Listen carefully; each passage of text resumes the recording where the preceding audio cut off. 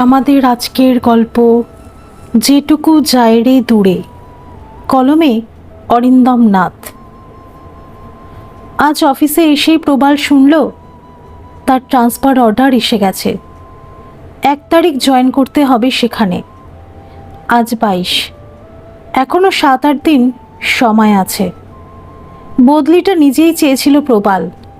কয়েক মাস হলো জামশেদপুরে তাদের অফিসের নতুন ব্রাঞ্চ খুলেছে। বিজনেস ভালো, কিন্তু দক্ষ লোকের অভাব। কলকাতা অফিসকে বারবার তারা জানাচ্ছিল একজন ভালো অভিজ্ঞ লোক পাঠাতে, যে ওখানে ব্রাঞ্চ ম্যানেজার হিসেবে কাজ করবে। কলকাতা অফিস প্রবালকে ছাড়তে চায়নি। কাজের ব্যাপারে তার খুব সুনাম। ইন্ডাস্ট্রিয়াল লোনের ব্যাপারটা সেই দেখে। গত 2 বছরে অনেক টাকার বিজনেস বাড়িয়েছে সে। তবু প্রবাল জামশেদপুরে বদলি নিতে আগ্রহ দেখিয়েছিল। বস অনেকভাবে তাকে নিরস্ত করতে চেয়েছিলেন, কিন্তু পারেননি। বউ সুচন্দা কিচ্ছু জানে না এসব। কিছুদিন আগে বাড়িতে একটু গিয়ে রেখেছে প্রবাল যে জামশেদপুরেই বদলি হবার চান্স আছে। 13 বছর বিয়ে হয়েছে প্রবালের। নিজেরা পছন্দ করেই বিয়ে করেছিল তারা। অথচ বউকে এখন অনেক বেলায় বাজারে পড়ে থাকা তরি তরকারি মাছের মতো মনে হয় প্রবালের। কেমন নিষ্প্রভ, আকর্ষণহীন। প্রবাল জানে আজ বাড়িতে ফিরে যখনও বদলির ব্যাপারটা কনফার্ম হয়ে গেছে বলবে, সুচন্দার খুব একটা এদিক ওদিক হবে না। যে কোনো ঘটনাই খুব সহজ তার কাছে। মাঝে মাঝে মনে হয় প্রবালের, তার যদি হঠাৎ কিছু ঘটে যায়, স্ট্রোক ফোক বা অন্য কিছু, সুচন্দা সেটাকেও স্বাভাবিকভাবেই নেবে হয়তো। এই পরিণামের জন্যই কি মানুষ প্রেমে পড়ে, বাড়ির বিরুদ্ধে গিয়ে বিয়ে করে? সংসারের কোনো কাজে অবশ্য গাফিলতি নেই সুচন্দার। 8 বছরের ছেলে তরঙ্গের ভালো মন্দের ব্যাপারেই তার সজাগ দৃষ্টি। তবু প্রবাল একা হয়ে যাচ্ছে ক্রমশ। পূর্ণিমার চাঁদ বা বসন্তের বাতাসে সে আর তেমনভাবে সাড়া দিতে পারে না। সংসারে পড়লে এসব কম বয়সী রোমান্টিকতা সকলেরই কমে আসে, কিন্তু মনটাকে কর্পূরের মতো উবে যেতে দেখলে কষ্ট হয় প্রবালের। এক একদিন ধন্দে পড়ে যায় প্রবাল। সুচন্দার কোন জিনিসটা ভালোবেসেছিল সে, শরীর না মন? নির্দিষ্ট কোনো সমাধানে আসতে না পেরে ছটফট করে মন। সুচন্দার জীবনে কোনো আলগা অবসর নেই। সকাল থেকেই সে মহাব্যস্ত। ছেলের স্কুল বাস আসে 6:40-এ।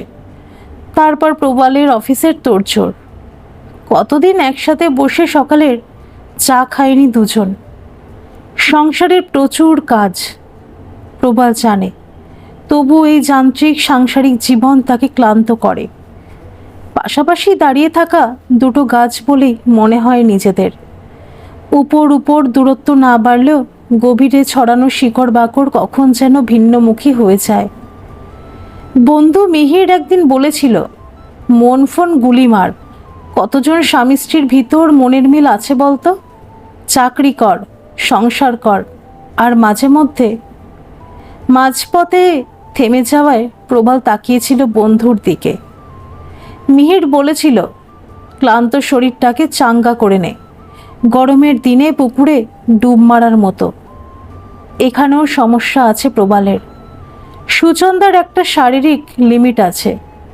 প্রবাল চোখ বুঝে বলে দিতে পারে, গত কয়েক বছরের সেই সব তুঙ্গ মুহূর্তে তার আদুল গায়ে কটা মাত্র নখের দাগ পড়েছে সুচন্দার, অথবা কটা চুল উপড়ে এসেছে সুচন্দার আকুল হাতের মুঠোতে।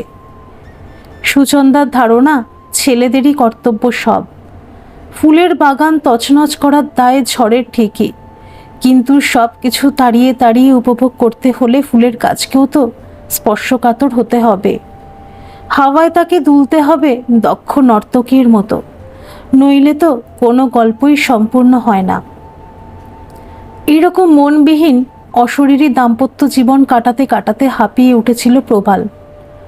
এক বন্ধু বলেছিল, কয়েকদিন দূরে থাক বউয়ের থেকে। অভাব বোধ জাগা বউয়ের ভিতর, মিস করুক তোকে, দেখবি সব ঠিক হয়ে যাবে। সেদিন শেষ চেষ্টা করেছিল প্রবাল। বেপরোয়া ঢুকেছিল বউয়ের ভিতরে, উইদাউট এনি প্রিকশন। কদিন পর থেকেই শুরু হলো সমস্যা। পিরিয়ড মিস হলো সুচন্দার। মেঘ জমতে শুরু করলো তার মনে। প্রথম প্রথম গুরুত্ব দেয়নি প্রবাল, ঠাট্টা করেছে। ফুটফুটে একটা মেয়ের খুব শখ আমার, এতদিনের স্বপ্ন সফল হলো বোধ হয়। খেকিয়ে উঠেছে সুচন্দা। তোমার আর কি, করেই তো খালাস, সব হ্যাপা তো পোয়াতে হবে আমাকেই। প্রবাল বলেছে, একটা ছেলে একটা মেয়ে, কি ভরাট সংসার বলো তো। মেয়ে হলে নাম রাখবো টিউলিপ। আদিক্ষেতা বলে উঠে গেছে সুচন্দা। তার শাড়ির আঁচল মুখ ঝামটার মতো এসে লেগেছে প্রবালের গায়ে। একটা একটা করে দিন কেটেছে। বউয়ের চোখে যেন আসামি হয়ে উঠেছে প্রবাল। একদিন অফিস থেকে ফিরে শুয়ে শুয়ে কাগজ পড়ছে প্রবাল। খাট লাগোয়া দেয়াল আলমারি থেকে কি যেন বের করে খেলো সুচন্দা। প্রবালকে জিজ্ঞাসু চেয়ে থাকতে দেখে খুব সহজভাবেই বলল, হোমিওপ্যাথিক ওষুধ, ডাক্তারের কাছে গিয়েছিলাম আজ। হঠাৎ প্রবালের আপাদমস্তক চোখ বোলালো সুচন্দা। বলল, কোনো অঘটন যদি ঘটেও থাকে তা যাতে নষ্ট হয়ে যায়। নষ্ট শব্দটা প্রবালের সব কিছু গুলিয়ে দিল যেন। মাছির মতো উঠতে লাগলো চারপাশে। জামশেদপুরের ব্রাঞ্চ তখনই লোক চেয়েছিল কলকাতা অফিসের কাছে। প্রবাল আর দেরি করেনি। জামশেদপুরের কলিগরা বেশ ভালো, খুব কোঅপারেট করছে। সবাই প্রায় স্থানীয়। দাসদা শুধু কলকাতার লোক। দাসদার বাড়িতেই পেইং গেস্ট হিসেবে আছে প্রবাল। প্রথমে একটু বাধো বাধো লাগছিল প্রবালের, এখন ঠিক হয়ে গেছে। দাসদা একাই থাকেন, ফ্যামিলি কলকাতায়। রান্না বাসন মাজার লোক আছে। সাকচি থেকে একটু দূরে মাঙ্গোতে অফিস প্রবালদের। অফিস থেকে খুব একটা দূরে নয় প্রবালদের বাড়ি। সুবর্ণ রেখার ধারে, চারপাশ বেশ নির্জন, বাড়িঘর বেশি নেই। দেখতে দেখতে এক সপ্তাহ কেটে গেল এখানে। প্রত্যেক দিনই ফোন করে তরঙ্গ, ছেলেকে খুব মিস করছে প্রবাল। সুচন্দার জন্য ফাঁকা ফাঁকা লাগে একটু, তবে সব শূন্য স্থানের উপযুক্ত শব্দ প্রবালের জানা নেই। বাড়ির কাছেই ছোট্ট একটা অনাথ আশ্রম আছে, দাসদা প্রায়ই যান। প্রবাল একদিন কারণ জানতে চেয়েছিল। মুড়ি খেতে খেতে দাসদা বলেছিলেন, অফিসের বাইরে সময় কাটানোর একটা জায়গা চাইতো। বাড়ির লোক কাউকে তো পাই না কাছে। কামড় দেওয়া লঙ্কাটা বড় ঝাল লাগলো প্রবালের। বেশ কিছুটা মুড়ি মুখে পুড়ে বলল, শুধু সময় কাটানোর জন্য নয় নিশ্চয়ই, আপনার ভালোও লাগে ওখানে যেতে। পরিবেশটা খুব সুন্দর। কারা চালায় এটা? এখানকারই এক স্বেচ্ছাসেবী সংস্থা। আমাকেও কমিটিতে নিতে চাইছে ওরা। কতগুলো বাচ্চা আছে? বেশি না, জনা 10-12 হবে। গত মাসেই 2টো বাচ্চা দত্তক চলে গেছে। বাচ্চাগুলো বড় হলে কি করে? পড়াশোনা শেখায়। একটা স্কুলের সাথে ব্যবস্থা আছে, ফ্রিতে পড়তে পারে। ভালো তো, ভোকেশনাল কোর্স চালু করারও ইচ্ছে আছে ওদের। সরকারি অনুদানের চেষ্টা করছে। দেখি একদিন যাব। সেদিন রাত্রিরে একটা অদ্ভুত স্বপ্ন দেখল প্রবাল। 10-12টা বাচ্চা ঘিরে আছে ওকে, খেলছে, গান করছে। দূর থেকেই একটা বাচ্চা ছুটতে ছুটতে আসছে তাদের দিকে। হঠাৎ হুমড়ি খেয়ে পড়ে গেল বাচ্চাটা। চমকে উঠল প্রবাল। বাচ্চাটা তরঙ্গ নয় তো? দাসদা ঠিকই বলেছিলেন, জায়গাটা সত্যিই খুব সুন্দর। বাচ্চাগুলোকে দেখলে কষ্ট হয়। কত স্বপ্ন, কত ভালোবাসা মিশিয়ে ওদের জন্ম হয়েছিল। এর আগে কোনোদিন কোনো অরফানেজে যায়নি প্রবাল। দূরের দলমা পাহাড়ের দিকে তাকিয়ে 7-5 ভাবছিল প্রবাল। হঠাৎ মনে হলো কে যেন তার প্যান্ট ধরে টানছে পিছন থেকে। তাড়াতাড়ি পিছন ফিরল প্রবাল। ফুটফুটে একটা বাচ্চা মেয়ে তাকিয়ে আছে তার দিকে। ফর্সা গোলগাল হাত নেড়ে বাচ্চাটা ডাকছে প্রবালকে। এখনো ভালো ব্যালেন্স আসেনি, টলমল করছে। দুটো দাঁত বেরিয়েছে সবে। প্রবালের মনে হলো বাচ্চাটা কি যেন বলছে তাকে। নিচু হয়ে হাঁটু মুড়ে বসল প্রবাল। দু হাত বাড়িয়ে দিল বাচ্চাটাকে। মুখটা কাছে নিয়ে গিয়ে শুনল বাচ্চাটা ভীষণ আধো আধো স্বরে বলছে, ব ব বা ব বা। দলমা পাহাড়ে কোনো ঝর্ণা আছে কিনা জানে না প্রবাল, তবে এই মুহূর্তে নিজের ভিতরে জলের শব্দ টের পেল সে। বাচ্চাটার পিছন পিছন ছুটে এসেছিলেন শর্মাজি, এই অনাথ আশ্রমের প্রাণ পুরুষ। প্রবালের বিভোর ভাবটা কেটে গেল শর্মাজির কথায়। বাচ্চারা প্রথমে বাবা ডাকটাই শেখে। শর্মাজির সাথে বেশ ভাব হয়ে গেছে প্রবালের। সারা জীবন কলকাতাতেই কেটেছে ভদ্রলোকের। পরিষ্কার বাংলা বলেন, ভালোবেসে এই আশ্রমের দায়িত্ব নিয়েছেন। মাস কয়েক আগে ডিমনার রাস্তায় ওকে কুড়িয়ে পেয়েছিল একজন। শর্মাজি বলে চললেন, মাঙ্গো থানায় জমা দিয়ে যায়, থানা থেকেই আমাদের এখানে পাঠিয়ে দিয়েছে। শর্মাজিকে দেখে বাচ্চাটার কি হাসি। প্রবালের চোখের সামনে যেন হাজার হাজার ফুল ফুটে উঠল। ফুলের অনুষঙ্গে বিদ্যুৎ চমকের মতো প্রবালের মনে পড়ে গেল একটা নাম, টিউলিপ। পাশে শর্মাজি আগে কোলে তুলে নেন বাচ্চাটিকে। সেই ভয় তাকে কোলে নিল প্রবাল। শর্মাজিকে জিজ্ঞেস করল, কি নাম দিয়েছেন ওর? এখনো তেমন কিছু রাখা হয়নি, যে যেমন ইচ্ছে আদর করে ডাকে। আজ থেকে ওর নাম টিউলিপ, আমার টিউলিপ। বাচ্চাটার গায়ে আলতো চুমু খেলো প্রবাল। খুব চেনা গন্ধ পেল একটা, তরঙ্গের গন্ধ। সন্ধেটা এখন আর একা কাটে না প্রবালের। প্রতিদিনই প্রায় অরফানেজে চলে যায়। মাঝে মাঝে অফিস থেকেও বাড়িতেও আসে না। টিউলিপ খুব বাধ্য হয়ে গেছে প্রবালের। দেখলেই হামলে পড়ে, কিছুতেই ছাড়তে চায় না। প্রবাল খেলনা, চুষি কাঠি অনেক কিছু নিয়ে যায়। এই কদিনে জামা কাপড় কিনে দিয়েছে অনেক। প্রবাল লক্ষ্য করেছে কিছু পেলে ভীষণ খুশি হয় টিউলিপ। ছোট ছোট হাতে তালিও দিয়ে ওঠে মাঝে মাঝে। শর্মাজির পারমিশন নিয়ে দু একটা ছুটির দিন টিউলিপকে বাড়িতেও নিয়ে এসেছে প্রবাল। একটা আয়া অবশ্য দিয়ে দিতেন শর্মাজি। স্নান করানো, খাওয়ানো সেই করিয়ে দিত। ওইটুকু পুচকে মেয়ে তোলপাড় করে দিয়েছে সমস্ত বাড়ি। দুপুরে প্রবালের গায়ে পা তুলে দিয়ে ঘুমিয়েওছে লক্ষ্মীর মতো। প্রবাল বুঝতে পারছে বড় মায়ায় পড়ে যাচ্ছে, কিন্তু কিছুতেই ছাড়তে পারছে না। একটা অতৃপ্ত ইচ্ছে বোধহয় ঘুরপাক খাচ্ছে বাচ্চাটাকে ঘিরে। নিজের বউয়ের ওপর একটা চাপা অভিমানও হয়তো কাজ করছে প্রবালের ভিতর। প্রত্যেক মাসে একবার কলকাতা যায় প্রবাল, টাকা পয়সা দিয়ে আসে সংসারে। তরঙ্গের জন্য একটা পিছুটান থাকে। ছেলেটা এবার কিছুতেই ছাড়তে চাইছিল না তাকে।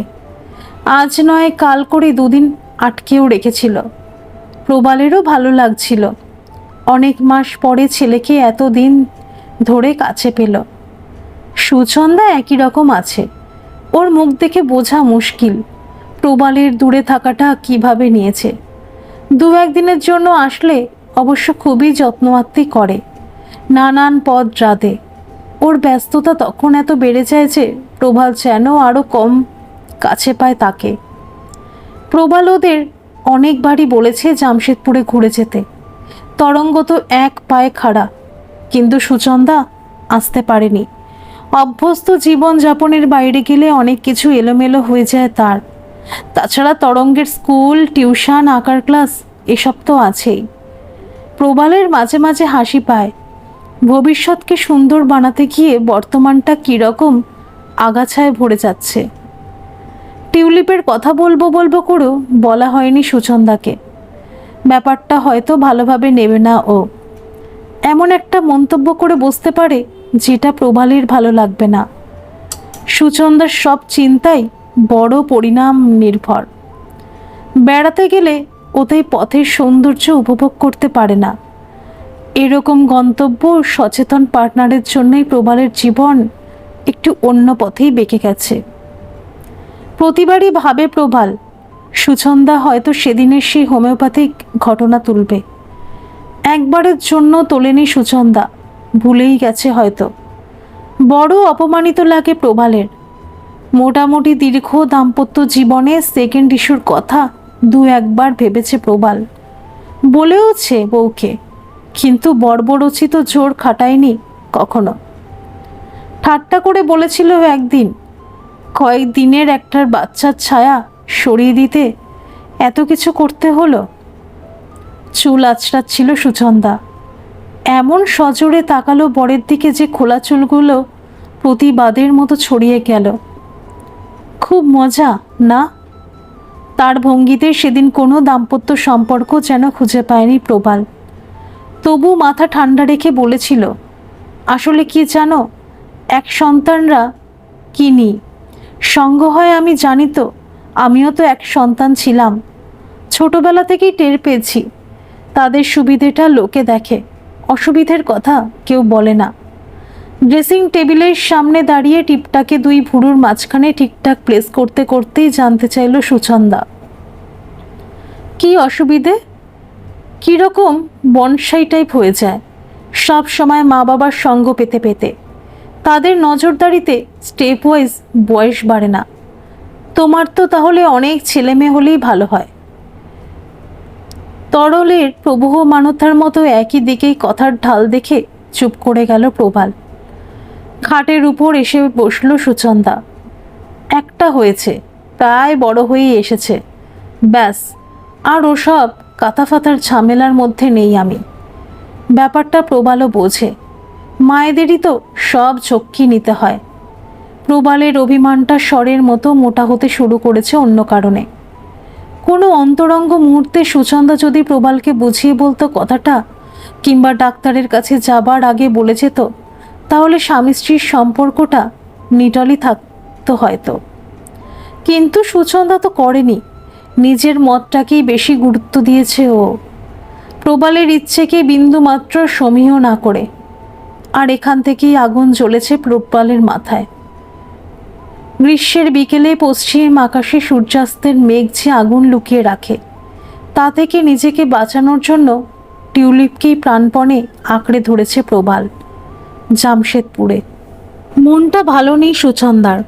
মার হঠাৎ মৃত্যু তাকে কেমন শূন্য করে দিয়েছে। কি যে হলো, সুস্থ মানুষ বেড়াতে গেল দিদির বাড়ি, মেসি ব্যাটাকে সব শেষ। খবর পেয়ে প্রবাল এসেছিল, দুদিন থেকে ফিরে গেছে। আবার কাজের সময় এসে দিন চারেক ছিল। সুচন্দা প্রবালকে বলেছিল টানা ছুটি নিতে, প্রবাল নেয়নি। শোকের মধ্যেও একটা জিনিস চোখে পড়েছে সুচন্দার, প্রবাল কেমন বদলে গেছে, সব সময় অস্থির অস্থির, ফেরার জন্য উচাটন। প্রবালের ভালোবাসার মধ্যে আগে একটা আঁকড়ে ধরা ব্যাপার ছিল। সুচন্দা বিরক্ত হতো মাঝে মাঝে, কিন্তু এখন যেন তাদের সম্পর্কটা তেল জলের মিশেলে এসে দাঁড়িয়েছে। প্রায় 1 বছর হতে চলল প্রবাল জামশেদপুরে। ইচ্ছে থাকলেও সেখানে যাওয়া হয়নি সুচন্দার। এতেই কি রেগে গেছে প্রবাল? আগে ডাকলে চেঁচামেচি করতো, যা তা বলতো, কাণ্ডজ্ঞান থাকতো না। এখন ওসব কিছু করে না, চুপচাপ। কিছু জিজ্ঞেস করলে জবাব দেয়। প্রবালের শরীর থেকে রাগ, ভালোবাসা, এই গয়নাগুলো কেউ যেন খুলে নিয়েছে ধীরে ধীরে। অদৃশ্য কারো উপস্থিতি মনে ছায়া ফেলতেই সুচন্দার ভিতরটা অস্থির অস্থির করে উঠল। 9টা বেজে গেছে, ছেলে স্কুলে, রান্না পড়ে আছে। মোবাইল ঘাঁটতে ঘাঁটতে আচমকা প্রবালকে ফোন করলো সুচন্দা। দাসদা ধরলেন। প্রবাল বেরিয়েছে, মোবাইল নেয়নি সাথে। হ্যালো প্রবাল, উনি তো টিউলিপকে নিয়ে ডাক্তারের কাছে গেছেন। কাকে নিয়ে? কে বলছেন আপনি? আমি প্রবালের স্ত্রী বলছি। আপনি? আমি দাসদা, আমার বাড়িতেই প্রবাল থাকে, আমরা একই অফিসেই চাকরি করি। মোবাইল না নিয়েই বেরিয়ে গেছে ও? কাকে ডাক্তারের কাছে নিয়ে গেছে বললেন? টিউলিপের একটু জ্বর হয়েছে, তাই ডাক্তারের কাছে নিয়ে গেছে, ফিরলে ফোন করতে বলবো। মোবাইলটা বড় ঠান্ডা মনে হলো সুচন্দার, মৃত মানুষের শরীরের মতো। ফোনটা রেখে চেয়ারে বসে রইল সুচন্দা। মাথাটা কেমন করছে। টিউলিপকে ঝাঁকঝাঁক অন্ধকার যেন উড়ে যেতে লাগলো তার চোখের সামনে দিয়ে। টিউলিপ নামটা খুব চেনা চেনা লাগলো সুচন্দার। বেশি সময় লাগলো না, বুদবুদের মতো ভেসে উঠল মনে। প্রবাল প্রায় বলতো মেয়ে হলে নাম রাখবে টিউলিপ। সুচন্দা দ্বিতীয় সন্তান নেয়নি, এক ছেলে নিয়েই সে তৃপ্ত। মন একটু থিতু হলেই ক্যালেন্ডারের সামনে গিয়ে দাঁড়ালো সুচন্দা। প্রবাল কতদিন জামশেদপুরে আছে হিসেব করতে লাগলো। 11 মাস 8 দিন। তার মানে ওখানে গিয়েই কারোর সাথে সম্পর্কে জড়িয়েছে প্রবাল। শরীর কেমন করে উঠল সুচন্দার। এত তাড়াতাড়ি সব কিছু হয়ে গেল। হিসেব মতো টিউলিপের সদ্যজাত হবারই কথা। বাচ্চাটার মাকে প্রবাল কি তাকে আইনত বিয়ে করেছে, নাকি এক আচমকা আবেগের ফসল এই টিউলিপ?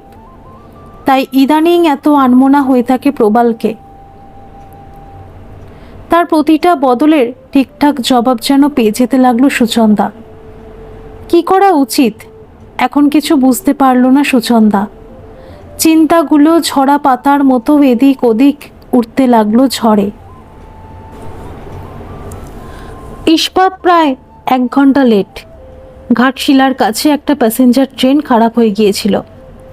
স্টেশন থেকে সোজা জামশেদপুর ব্রাঞ্চ চলে গেল সুচন্দা। বাবার নতুন অফিসে ঢোকার সময় তরঙ্গকে খুব উত্তেজিতই মনে হলো। এখানে কেউ সুচন্দাকে চেনে না। রিসেপশনে গিয়ে নিজের পরিচয় দিল সুচন্দা। রিসেপশনিস্টের মেয়েটি সসম্ভ্রমে উঠে দাঁড়ালো চেয়ার ছেড়ে। স্যার তো 2 দিন ধরে আসছেন না অফিসে, ছুটি নিয়েছেন, একটা পার্সোনাল ব্যাপারে খুব ব্যস্ত আছেন। ভিতরের অবাক ভাব চেপে জিজ্ঞেস করলো সুচন্দা, উনি থাকেন কোথায়? একটু হেজিটেট করলো মেয়েটি। সুচন্দার মনে হলো প্রবালের কি কোনো বারণ আছে বাড়ির ডিরেকশন দিতে। কাকে যেন ডাকলো মেয়েটি, খুব আস্তে কি যেন বলল তাকে। সুচন্দার মনে হলো অফিসের সবাই যেন তাকিয়ে আছে তাদের দিকে। মেয়েটির গলার আওয়াজে ঘোর কাটল সুচন্দার। ম্যাডাম, আপনারা ওর সঙ্গে যান, ও আপনাদের স্যারের বাড়ি পৌঁছে দেবে। অফিসের গাড়ি করেই ওরা পৌঁছে গেল প্রবালের বাড়ি। লোকটি ওদের আগে আগেই ঢুকতে যাচ্ছিল স্যারের বাড়ি। সুচন্দা বারণ করল। গাড়ি নিয়ে ফিরে গেল লোকটি। জায়গাটা বেশ নির্জন। নিজেকে খুব একা মনে হলো সুচন্দার। মনে হলো হঠাৎ কোনো অপ্রীতিকর পরিস্থিতির সামনে পড়বে না তো। শক্ত করে ছেলের হাত ধরল সুচন্দা। দরজা খুলে বউ আর ছেলেকে দেখে অবাক হয়ে গেল প্রবাল। তোমরা? ভিতরটা দেখার চেষ্টা করল সুচন্দা। কুয়াশা ঢাকা পাহাড়ের মতো সামনে দাঁড়িয়ে আছে প্রবাল। তরঙ্গ বাবা বলে ছুটে গেল প্রবালের দিকে। বাড়ি চিনলে কি করে তোমরা? তরঙ্গ বলে উঠল, তোমার অফিসে গিয়েছিলাম আমরা। প্রবালের পিছন পিছন ঘরে ঢুকলো ওরা। প্রতি মুহূর্তে একটা বাচ্চার কান্না আশা করছে সুচন্দা। চোখ খুঁজছে সবে মা হওয়া কোনো নারীকে। নিজের ঘরে ওদের নিয়ে এলো প্রবাল। হেসে বলল, এক্কেবারে অগোছালো ঘর, আগে জানলেই সব গুছিয়ে রাখতাম। তরঙ্গ লাফিয়ে খাটে উঠে বসেছে। প্রবাল বলল, বেশি লাফালাফি করিস না বাবা, একটা পায়া একটু নড়বড় করছে কদিন ধরে। সুচন্দার দিকে ফিরে বলল, কতবার ভেবেছি কলকাতার বাড়ির এক্সট্রা খাটটা নিয়ে আসি। চুপ থাকতে থাকতেই বুকের মধ্যেটা কেমন ভারী ভারী লাগছিল সুচন্দার। গম্ভীরভাবে বলল, কেন, শোবার অসুবিধে হচ্ছে? ছোট্ট হোঁচট খেল প্রবাল। সামলে নিয়ে বলল, ভালো একটা খাট পড়ে পড়ে নষ্ট হচ্ছে ওখানে। টিউলিপ কোথায়? প্রবালের দিকে সোজাসুজি তাকিয়ে জিজ্ঞেস করলো সুচন্দা।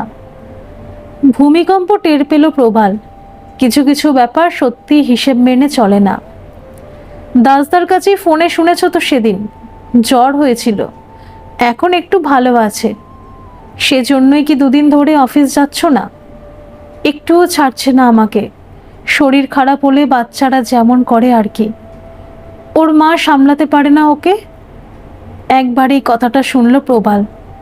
ধোঁয়া যেমন ধীরে ধীরে ছড়িয়ে গিয়ে চারপাশ রহস্যময় করে দেয়, সুচন্দার কথাটা তেমনি জট পাকিয়ে দিল তার মাথা। সুচন্দা জানতে চাইল, পাশের ঘরে আছে ওরা, আলাপ করাবে না? একটা জেদ লেলিহান হয়ে উঠতে লাগলো প্রবালের মাথার ভিতরে। ছেলের দিকে তাকিয়ে বলল, সকাল থেকে তেমন তো খাসনি কিছু, খুব খিদে পেয়েছে নিশ্চয়ই, দাঁড়া দেখছি। সামনে দাঁড়িয়ে তার পথ আটকালো সুচন্দা। আমার প্রশ্নের জবাব দিলে না? প্রয়োজন মনে করছি না। তাই নাকি জবাব দেবার কিছু নেই? টিউলিপ এই বাড়িতে নেই এখন। ও তাই তো, আমারই তো ভুল। নার্সিংহোম থেকে মার সঙ্গে মামা বাড়িতে আছে নিশ্চয়ই। টিউলিপ সম্বন্ধে কতটুকু জানো তুমি? প্রবালের গলা উত্তেজিত শোনালো। না বললে জানবো কি করে? যে লুকিয়ে আসে তাকে জানতে তো সময় লাগে। তোমাকে বলবো ভেবেছিলাম, তুমি মানতে পারতে না। স্বাভাবিক, কোনো মেয়েই পারে না। বউ ছেলে থাকতেও তুমি যে এভাবে আরেকটা সংসার পাতবে। কথাটা শেষ করতে পারল না সুচন্দা। তরঙ্গ তাকিয়ে আছে মার দিকে। নিস্তব্ধতার ভিতর দিয়ে বয়ে গেল কিছুটা সময়। মোবাইল বেজে উঠল। টেবিলের কাছে গিয়ে ফোন ধরল প্রবাল। হ্যালো, একটুও ঘুমাইনি, কি বায়না করছে আমার কাছে আসবে। আমি তো একটু পরেই যেতাম। না না, বাড়িতেই আছি। হ্যাঁ হ্যাঁ, না না, ওকে নিয়ে আসতে হবে না, আমি যাচ্ছি, তা আধ ঘন্টার মধ্যেই যাচ্ছি। ফোন রেখে দিল প্রবাল। বউয়ের দিকে তাকিয়ে বলল, আমাকে একটু বেরোতে হবে, তোমরা ফ্রেশ হয়ে নাও, হোটেল থেকে খাবার পাঠিয়ে দিচ্ছি আমি। সুচন্দা বলল, আমরাও তোমার সাথে যাব। এতটা ট্রেন জার্নি করে টায়ার্ড তোমরা, শুধু শুধু। সে আমরা বুঝবো। ছেলের দিকে ফিরে বলল, তুই কি বাথরুম টাথরুম যাবি? ঘরের মধ্যে 4টে খাট পাতা, দুটো একদিকে, অন্যদিকে বাকি দুটো। একটা খাটে টিউলিপ শুয়ে আছে, পাশে বসে এক বয়স্ক মহিলা গল্প বলছেন। অন্য খাটগুলো ফাঁকা। সুচন্দা প্রথমে বুঝতে পারেনি যে ওই বাচ্চাটাই টিউলিপ। প্রবালকে ব্যস্তভাবে এগিয়ে যেতে দেখে আন্দাজ করল। মনের মধ্যে একটা খটকা লাগলো সুচন্দার। তার হিসেব মতো টিউলিপ যে বয়সের হবার কথা, এ তার থেকে বেশ বড়। পাশে যিনি বসে আছেন তাকেও টিউলিপের মা ভাবতে কষ্ট হলো। অঙ্ক করতে বসে মাঝপথে আটকে গেলে যা অবস্থা হয়, সেরকম সমাধান সংকটে পড়ে অস্থির অস্থির লাগতে লাগলো সুচন্দার। প্রবালকে দেখে মহিলা বলে উঠলেন, ওই তো বাবা এসে গেছে। বাবা শব্দটা সুচন্দাকে দরজার কাছে থমকে দিল। ঘরের ভিতর বেশি ঢুকতেও পারল না সে। অন্যদিকে মুখ ঘুরিয়ে নিল টিউলিপ। মহিলা হেসে বললেন, রাগ হয়েছে মেয়ের। কাছে গিয়ে বলল প্রবাল, দেখো কাকে নিয়ে এসেছি, ওকে আনতে গিয়েই দেরি হয়ে গেল মা। তরঙ্গকে হাত নেড়ে কাছে ডাকলো প্রবাল। কে বলো তো? দাদা। সুচন্দার দিকে একবার তাকালো প্রবাল। ভারী সুন্দর দেখতে বাচ্চাটি। তরঙ্গকে দেখে উঠে বসলো খাটে। ফুলের মতো হেসে উঠে বলল, দাদা। তার আধো আধো উচ্চারণে ভারী মিষ্টি শোনালো ডাকটা। একটা চেয়ার নিয়ে এসে সুচন্দাকে বসতে বললেন মহিলা। প্রথমে বসলো না সুচন্দা, কিন্তু বড় ক্লান্ত লাগায় কিছুক্ষণ পর বসে পড়ল। কাল থেকে যা ধকল যাচ্ছে। তরঙ্গ আর টিউলিপের বেশ ভাব হয়ে গেল। খাটের পাশে পড়ে থাকা খেলনাগুলো নিয়ে মেতে গেল দুজন। শর্মাজি ঘরে ঢুকে, আপনি এসে গেছেন বলতে বলতেই চলে গেলেন প্রবালের কাছে। সুচন্দার দিকে তাকালেন একবার। খুব আস্তে মহিলাকে জিজ্ঞাসা করলো সুচন্দা, বাচ্চাটার মা কোথায়? সাইবেরিয়ায় গিয়ে রেফ্রিজারেটর কেনার কথা শুনলে লোকে যেমন অবাক হয়, তেমনই ভঙ্গিতেই বলে উঠলেন মহিলা, এটা তো অনাথ আশ্রম। ঢোকার সময় কোনো সাইনবোর্ড চোখে পড়েছে কিনা ভাবতে লাগলো সুচন্দা। মনে পড়ল না। মাথার ভিতর হঠাৎ যেন গোধূলি নেমে এলো সুচন্দার। জানতে চাইল, তখন যে আপনি বাচ্চাটাকে বললেন বাবা এসে গেছে? কিছু উত্তর দিলেন না মহিলা। প্রবাল আর শর্মাজি কি একটা ব্যাপারে আলোচনা করছে। বাচ্চা দুটো খেলে যাচ্ছে। সুচন্দাকে বললেন মহিলা, আসুন আমার সাথে। মন্ত্রবোধ তার পিছন পিছন ঘর থেকে বেরিয়ে বাগানে এসে দাঁড়ালো সুচন্দা। বিকেলের আলোয় কীরকম একটা বিষণ্ণতা মিশে থাকে। হয়তো দিন শেষ হয়ে আসে বলেই, হয়তো সব অঙ্ক ঠিকঠাক মেলে না বলে। বেশ কিছুক্ষণ হলো চলে গেছেন মহিলা। টিউলিপের পুরো ঘটনাই তার কাছ থেকে শুনেছে সুচন্দা। বাগানটা খুব ওয়েল মেনটেড, কত রকমের গাছ, দূরে পাহাড় দেখা যাচ্ছে।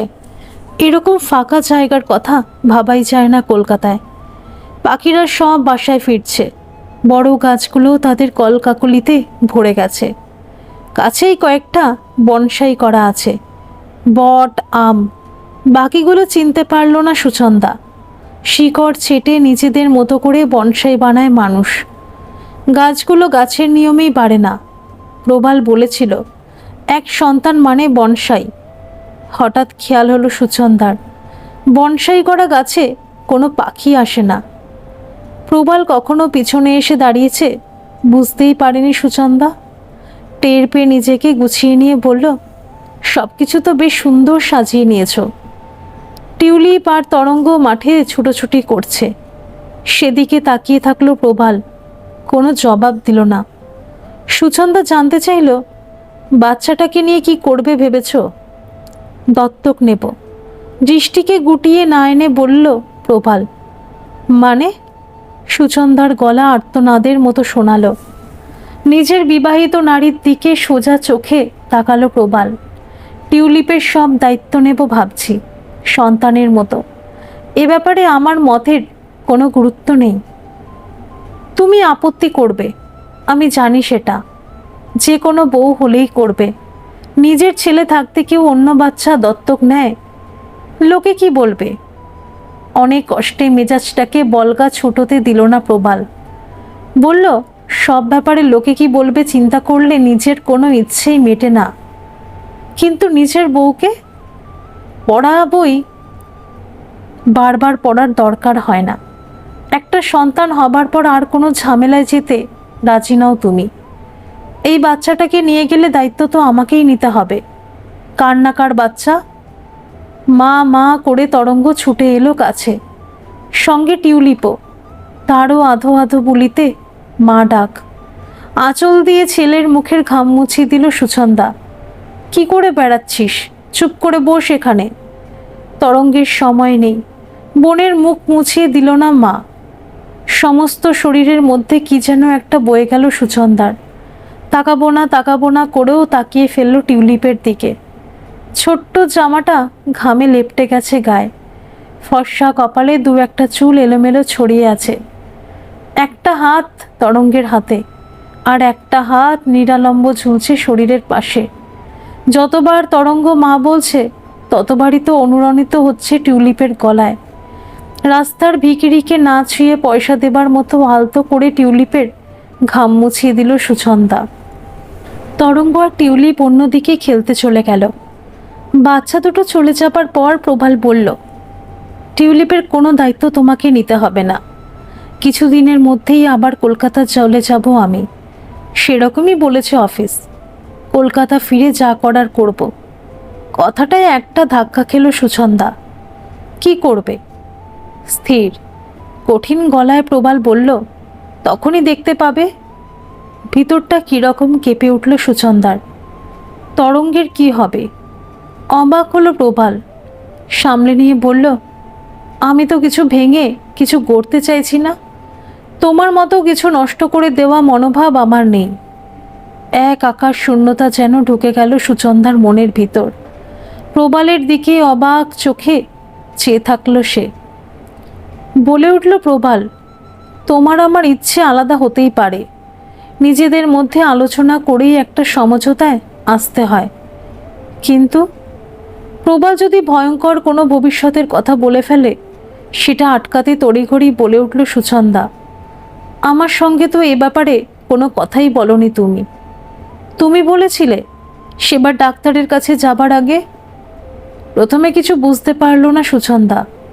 আস্তে আস্তে মনে পড়ল, সে তো সংসারের কথাই ভেবে। ছেলেটা বড় হয়নি এখনো। তুমি অফিস নিয়ে ব্যস্ত।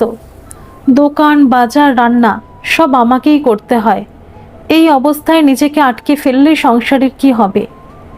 হাত তুলে তাকে থামিয়ে দিল প্রবাল। কিন্তু আমাকে তো একবার জানাতে পারতে। এ আবার জানানোর কি আছে? তুমি তো জানোই এসব। আমার সিজার কেস, 2 মাস বেড রেস্টের ধাক্কা। তুমি জানো না? চমৎকার। তাই আমাকে কিছু না বলে নিজেই ডাক্তারের কাছ থেকে সব কিছু নিয়ে এলে। ফাইন। স্বামী স্ত্রীর সম্পর্কের মধ্যে কি সাবলাইন গোপনতা? তোমাকে বললে কি হতো? তোমার যুক্তিগুলো শুনতাম, আমার ইচ্ছেটা তোমাকে বোঝাতাম। ফল কি হতো? হয়তো একই হতো, কিন্তু তার মধ্যে কোনো ক্ষোভ জমা থাকতো না। কিছুক্ষণ কেউ কোনো কথা বলল না, দুজনে দুজনের দিকে তাকালোও না। নীরবতার মাঝখানে আস্তে আস্তে বিকেল ফুরিয়ে যেতে লাগলো। কলকাতায় ফিরে তরঙ্গ যেন কেমন অবাধ্য হয়ে গেছে, কথা শোনে না। মাঝে মাঝে গর্জেও ওঠে মার উপর। কোনো রকমে একদিন জামশেদপুরে কাটিয়ে পরের দিনই ছেলেকে নিয়ে কলকাতায় ফিরে এসেছে সুচন্দা। মার উপর সেই থেকেই তরঙ্গের রাগ। তার ইচ্ছে ছিল আরও কিছুদিন বাবার ওখানেই থাকার, যতটা না বাবার জন্য, তার থেকে অনেক বেশি টিউলিপের জন্য। বাচ্চাটাকে দেখার পর এক মুহূর্ত তাকে ছেড়ে থাকেনি তরঙ্গ। হোম থেকে ফেরার সময় তার বায়নাতেই টিউলিপকে নিয়েও আসতে হয় প্রবালের বাড়িতে। রাত পর্যন্ত দুজনের কি দস্যিপনা। প্রবালের সাথে আর বেশি কথা হয়নি সুচন্দার। একবার শুধু জানতে চেয়েছিল প্রবাল কবে ফিরবে। সুচন্দা জবাব দিয়েছিল কালই, ভোরের ট্রেনে। আসলে প্রবালের অভিযোগের মাথামুন্ডু কিছুই বোঝেনি সুচন্দা। একটা সহজ ব্যাপারকে অযথা জটিল করছে প্রবাল। ছেলে স্কুল থেকে ফেরার পর খাতা ডায়েরি চেক করছিল সুচন্দা, কি পড়া হয়েছে, কি হোমওয়ার্ক জানার জন্য। ইংরেজি খাতা খুলে দেখে রচনা লিখতে দিয়েছে মাই ফ্যামিলি। ছেলেকে জিজ্ঞেস করলো ম্যাম লিখিয়ে দিয়েছে? স্কুলেরটাই খুলতে খুলতে বলল তরঙ্গ, লিখিয়ে দেবে কেন, নিজে লিখেছি। ছেলের দিকে একবার তাকালো সুচন্দা, তারপর রচনাটা পড়তে পড়তেই ক্রমশ কান গরম হয়ে যেতে লাগলো তার। তরঙ্গ লিখেছে তাদের ফ্যামিলিতে তারা 4 জন, মা, বাবা, সে আর টিউলিপ। চিৎকার করে উঠল সুচন্দা, এসব কি লিখেছিস পাগলের মতো? টিউলিপ তোর বোন? না খাওয়া টিফিন খাচ্ছিল তরঙ্গ। বলল বোনই তো, বাবা বলেছে। ঠাস করে তরঙ্গের গালে মারল সুচন্দা। সেই যে গুম হয়ে গেল ছেলে, ভালো করে খেলোও না। জোর করে খাওয়াতে গেল সুচন্দা, মুখ ঘুরিয়ে জবাব দিল তরঙ্গ, জোর করো না প্লিজ। হাতের গ্রাস হাতেই থেকে গেল মার। দুপুরে শুয়ে শুয়ে তরঙ্গের কথাটা নিয়েই ভাবছিল সুচন্দা। সব ব্যাপারে জোর খাটায় সুচন্দা। প্রবালের এই একই অভিযোগ। জামশেদপুরে হোমের বাগানে দাঁড়িয়ে প্রবাল বলেছিল, নিজের ইচ্ছে মতো সিদ্ধান্ত নেওয়াটা সম্পর্কের উপর নির্ভর করে না, করে অধিকারের উপর। আর সে অধিকার অর্জন করতে হয়, দেওয়া নেওয়ার মধ্যে দিয়েই সেটা আসে। তুমি কিছু দিতে জানো না। ছেলের হাবভাব যেন বাবারই পেপার ব্যাগ সংস্করণ। মাথাটা কেমন ঝিমঝিম করতে লাগলো সুচন্দার। কেউ তাকে সহ্য করতে পারছে না যেন। মনের মধ্যে একটা মুখই ভেসে উঠছে সুচন্দার, যার কোনো অভিযোগ নেই তার উপর। গাঢ় প্রত্যাশা নিয়ে যে শুধু তাকিয়ে থাকে সুচন্দার মুখের দিকে, যেন সুচন্দাই তার ভবিষ্যৎ নিয়ন্তা। ফোটা ফোটা ঘাম জমা মুখ, যেই হোক না কেন বড় নিষ্পাপ সেই মুখ, টিউলিপের মুখ। জামশেদপুরে যখন তরঙ্গের পাশে শুয়ে সেদিন ঘুমাচ্ছিল টিউলিপ, সুচন্দা তাকিয়ে দেখছিল চোখের পাতাগুলো কি ঘন আর বড় বড়। এত সুন্দর বাচ্চাকে ফেলে দিয়ে যায় কারা? প্রবাল যদি টিউলিপের কথা প্রথমেই বলতো, সুচন্দা এত রেগে যেত না। প্রবাল তা করেনি। অভিমানবাসী করে ফেলায় তাতে যেন শান পড়েছে। নিজের জেদটাই হয়ে উঠেছে বড়। তাদের মধ্যে যেন একটা হার জিতের খেলা চলছে। জানলা বন্ধ করা দুপুরে একটা আবছা পাপবোধ বুঝি ধীরে ধীরে জড়িয়ে ধরল সুচন্দাকে। সে কি সুস্থ মনে মেনে নিতে পেরেছে ব্যাপারটা? প্রবালের চরিত্র সম্পর্কে সেও তো সন্দিহান হয়ে পড়েছিল। টিউলিপের ব্যাপারটা ফোনে জানতে পেরে প্রবালের আরেকটা সংসার পাতার উদ্বেগে সে ছুটে গিয়েছিল সেখানে। 13 বছর যার সঙ্গে ঘর করছে তার উপর বিশ্বাস স্থাপন করতে পারেনি এতটুকু। সব কিছু জানার পর একটা অনুশোচনা এসেছিল সুচন্দার। হোমের বাগানে দাঁড়িয়ে কিন্তু প্রবাল যেই দত্তক নেবার প্রসঙ্গ তুলল, সব কিছু কেমন এলোমেলো হয়ে গিয়েছিল সুচন্দার। তার মত ছাড়া প্রবালের এরকম সিদ্ধান্তে নিজেকে অপাংক্তেও মনে হলো তার। প্রবালও কিন্তু নরম হয়নি। এখনকার ওই ব্যাপারটা নিয়ে প্রবাল যদি রাগ দেখাতো বউয়ের উপর, তাহলে বোধহয় সুচন্দার এত খারাপ লাগতো না। ব্যাপারটা যে এত দাগ কেটেছিল প্রবালের মনে, সুচন্দা বোঝেই নিত। ছেলে ওপাশ ফিরে ঘুমোচ্ছে, অন্যদিন মায়ের আদর খেয়ে ঘুমোয়। আজ আদর করতে গিয়েছিল সুচন্দা, হাত দিয়ে সরিয়ে দিয়েছে ছেলে। সংসারের সকলের থেকে এই মুহূর্তে নিজেকে বড় বিচ্ছিন্ন মনে হতে লাগলো সুচন্দার। তরঙ্গ আজ স্কুলে যায়নি। জামশেদপুর থেকে বাবা আসছে একেবারে, বোনকে সঙ্গে নিয়ে। কদিনের মানসিক যুদ্ধ অনেক স্থির প্রতিজ্ঞ করেছে সুচন্দাকে। নানাভাবে নিজেকে যাচাই করে দেখেছে সে। প্রবাল আর তরঙ্গকে বাদ দিয়ে নিজেকে কোথাও খুঁজে পায়নি সুচন্দা। ট্যাক্সি থেকে নেমে ডিকি খুলে দিল ড্রাইভার। ট্যাক্সির শব্দে হই হই করে ছুটে এলো তরঙ্গ। তার চুলে আদর কেটে দিয়ে সুটকেসগুলো নামাতে লাগলো প্রবাল। ট্যাক্সির জানলা দিয়ে ওকে ঝুঁকি মেরে টিউলিপকে দেখতে না পেয়ে তরঙ্গ বলল, বাবা, বোন আসেনি? আলতো হাসল প্রবাল। ওকে আনিনি। কেন? সমস্ত মুখ অন্ধকার হয়ে গেল তরঙ্গের। ভিতরে চল বলছি। দু হাতে দুটো সুটকেস নিয়ে বাড়ির দিকে এগিয়ে গেল প্রবাল, পিছন পিছন তরঙ্গ। ঢোকার মুখে সিঁড়ির কাছে জড়ো করে রাখা সেই খাটটা দেখতে পেল না প্রবাল। বাকি সব একরকমই আছে। সোফায় বসে একটু দম নিল প্রবাল। সুচন্দা জলের গ্লাস এগিয়ে দিল। দুজনে দুজনের দিকে তাকালো। গ্লাস নেবার সময় হাতে হাতে ছোঁয়াও লাগলো দুজনের। এই পাখাটায় হাওয়া কমে গেছে, শোবার ঘরে গিয়ে বসো। প্রবালকে ঘামতে দেখে বলল সুচন্দা।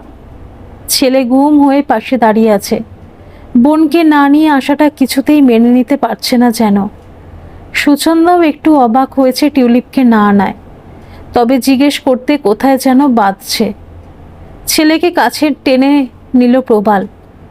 ওকে আনিনি বাবা, এখানে আসলে কষ্ট হতো ওর। কেন কষ্ট হতো কেন?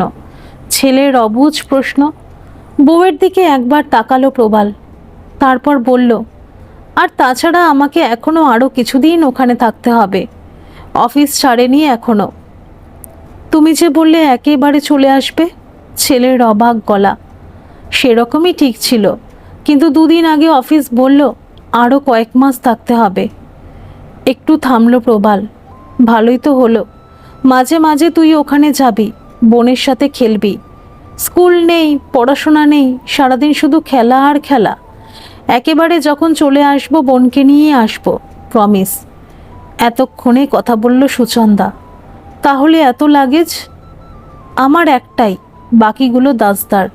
সামনের মাসেই দাসদার মেয়ের বিয়ে, তাই বিয়ের কিছু জিনিস ওখান থেকেই কেনাকাটা করে আমাকে দিয়ে পাঠিয়ে দিলেন। ছেলের দিকে তাকিয়েই বলল প্রবাল।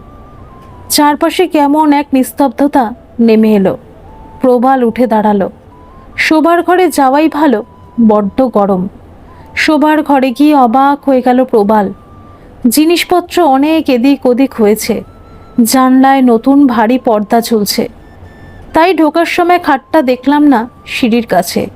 শোবার ঘরের এক কোণে খাটটা পাতা দেখে বলল প্রবাল। তরঙ্গ বলে উঠল, ওটায় তুমি শোবে বাবা। বউয়ের দিকে তাকালো প্রবাল। সুচন্দা বলল, আমাদের খাটটা পাশের ঘরে পেতেছি। না বলে পারল না প্রবাল। হঠাৎ তরঙ্গ কি যেন বলতে যাচ্ছিল, সুচন্দা থামিয়ে দিল। অনেক কষ্টে ছেলেকে ঘুম পাড়িয়ে পাশের ঘরে এলো সুচন্দা। মাথার উপর আড়াআড়ি হাত রেখে শুয়েছিল প্রবাল। পায়ের শব্দে ঘাড় ঘোরালো দরজার দিকে। খাটে এসে বসল সুচন্দা। একার পক্ষে খাটটা বেশ বড়। প্রবাল বলল। জবাব দিল না সুচন্দা। এতদিন ধরে মনে মনে যে প্রস্তুতি নিয়েছে, তাতে যেন কোনো ভুল না হয় আজ। জানলা দিয়ে হালকা রোদ এসে পড়েছে প্রবালের পায়ের কাছে। দুপুর যেন আনত হচ্ছে বিকেলের কাছে। একটু সময় নিয়ে বলল সুচন্দা, তুমি কিন্তু ঠিক কথা বলনি। অবাক হলো প্রবাল, সামলে নিয়ে বলল, মানে? সুটকেসগুলো সব আমাদেরই, তুমি শুধু নতুন কভার লাগিয়েছ। চোখে কিছু পড়ার অছিলায় মুখটা নামিয়ে নিল প্রবাল। একটু সময় নিয়ে বলল সুচন্দা, তোমার তো একেবারেই চলে আসার কথা ছিল। ওই গল্পটা হঠাৎ বানাতে গেলে কেন? এত তাড়াতাড়ি ধরা পড়ে যাবার মধ্যে একটা কুঁকড়ে যাওয়া ব্যাপার থাকে। কি বলবে বুঝতে পারল না প্রবাল। সুচন্দা তার দিকে তাকিয়ে আছে দেখে বলল প্রবাল, গল্পটা বানাতে হয়েছে তোমার জন্য। বুঝতে পারছিলাম না টিউলিপকে কিভাবে নেবে তুমি। তোমার মতিগতি বোঝার জন্যই। থামল প্রবাল। কিন্তু তুমি বুঝলে কি করে মিথ্যেটা? টিউলিপ কোথায়? আমার সাথেই এসেছে, দাসদার বাড়িতে রেখে এসেছি। কেন? ওর কোনো অনাদর চাইনি বলে। মজা লাগলো সুচন্দার, হেসে বলল, বাচ্চাটাকে যদি বাড়িতে ঢুকতে না দিই এই অসম্মান? কিছু বলল না প্রবাল। তুমি চলে এলে এখানে? টিউলিপ কাঁদল না? কথাগুলোর মধ্যে কোনো খোঁচা আছে কি না বুঝতে পারল না প্রবাল। থেমে থেমে বলল, তোমার কোনো ভয় নেই, ওর দায়িত্ব আমার। আর পারল না সুচন্দা, জোরে হেসে বল ফেললে, দায়িত্ব নেবে তুমি, যে কিনা একদিনের জন্য তরঙ্গের কথা পাল্টাওনি, পটি করাওনি। প্রবাল অপ্রস্তুত হলো, কি বলবে ভেবে পেল না।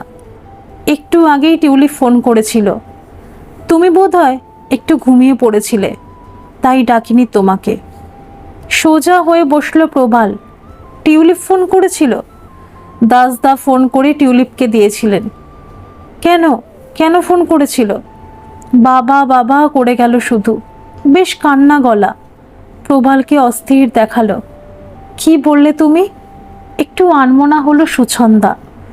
কাটিয়ে নিয়ে বলল, খালি বলে গেল বাবা বাবা, মা বাবা বাবা, কথা তো বলতে শেখেনি।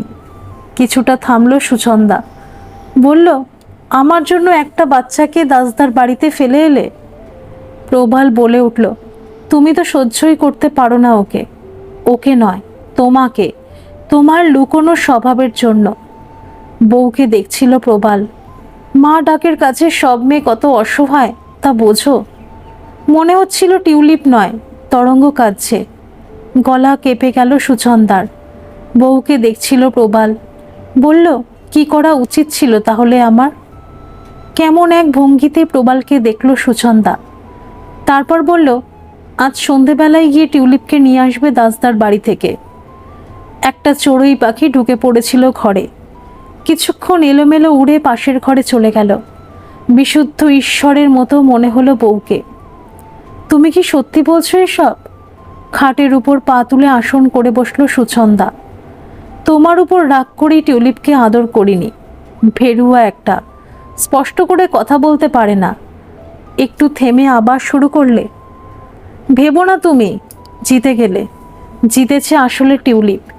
ওরকম দেব শিশুকে কষ্ট দেওয়া যায়? আর জিতেছে তরঙ্গ। ওর জেদের কাছে হেরে গেছি আমি। এ কদিন কিভাবে সামলেছি ওকে তুমি জানো? প্রবালের মনে হলো, বউরা বোধ হয় বরকে কোনোদিন কোনো কিছুতেই জিততে দেয় না। সংসারে কি ওরাই বেশি ভালোবাসে ছেলেদের চেয়ে? টিউলিপকে তাহলে তো সঙ্গে করে নিয়ে আসলেই হতো। না এনে একদিক থেকে ভালোই করেছো, না হলে তো সংসারে আমার ইম্পর্টেন্সটা এমন করে বুঝতাম না। একটু ঝুঁকেই সুচন্দার দু কাঁধে হাত রাখলো প্রবাল। ধীরে ধীরে সুচন্দার মুখ নেমে এলো প্রবালের বুকে। হৃদয়ের গভীর থেকে ভেসে এলো বউয়ের গলা, অত আদিক্ষেতা নয় মশাই, এবার থেকে এখাটে ছেলে আর মেয়েকে নিয়েই আমি শোবো। তুমি শোবে পাশের ঘরে, সেজন্যই খাটটা ঘরে এনে পেতেছি। আমাদের তিনজন সুন্দর ধরে যাবে এই খাটে। কঠিন নির্বাসন দণ্ড শুনেও খারাপ লাগলো না প্রবালের। 13 বছর আগের প্রিয় গন্ধটা আবার যেন ফিরে পেল সুচন্দার শরীরে। ধন্যবাদ সকল বন্ধুরা। এই গল্পটি যদি আপনাদের ভালো লেগে থাকে তাহলে অবশ্যই একটা লাইক করে দেবেন, আর এই চ্যানেলে নতুন হয়ে থাকলে চ্যানেলটিকে সাবস্ক্রাইব করে আমার পাশে থাকবেন, আর পাশে থাকা বেল আইকনটিকে প্রেস করে দেবেন যাতে সমস্ত গল্পের নোটিফিকেশনগুলো সবার প্রথমেই আপনাদের কাছে পৌঁছে যায়।